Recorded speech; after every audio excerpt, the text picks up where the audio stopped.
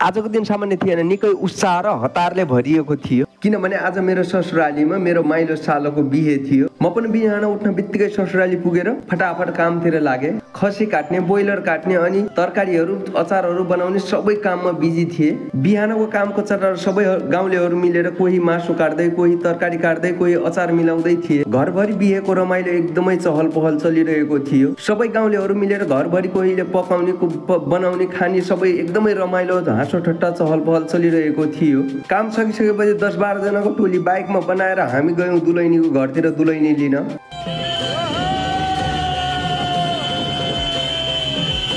दुलैनीको घर पुग्दा उताका परिवारले एकदमै खुसीले स्वागत गरेर दुला दुलैनीलाई टीका लगाएर आशीर्वाद दिन थाले। संस्कार, माया र सम्मानले भरिएको त्यो छेड एकदमै खुसी लाग्यो र रमाइलो पनि लाग्यो। र दुलै छोरीलाई बिदा गरेर पठाउँदाखेरि बुवा आमा अनि सबै आफन्तजन एकछिन भावुक पनि बने।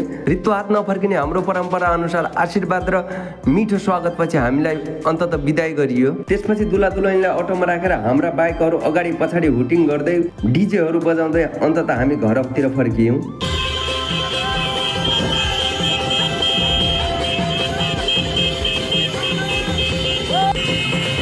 घर फर्किएपछि हामी दुला दुलैनीलाई लिएर जखेराको मन्दिरतर्फ लाग्यौँ। मन्दिर पुगेपछि पण्डितजीले विधिपूर्वक मन्त्रहरू पढ्दै बिहे सम्पन्न गरिदिनु भयो।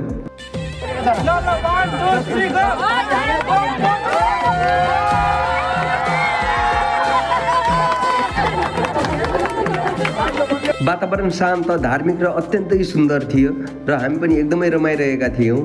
रसम सकिएपछि सुरु भयो अब साँझको मुख्य रमाइलो।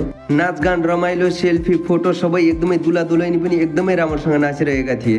दुला दुलैनी नाच्दा सबैले ताली र हर्ष व्यक्त गरे। साँच्चीकै यो बिहे एकदमै रमाइलो र अविस्मरणीय बन्यो।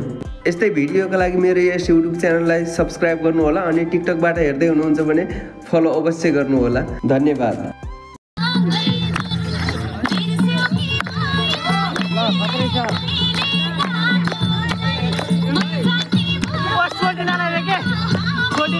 दुई ब्याग खुवाउने हो रहेछ हामीलाई।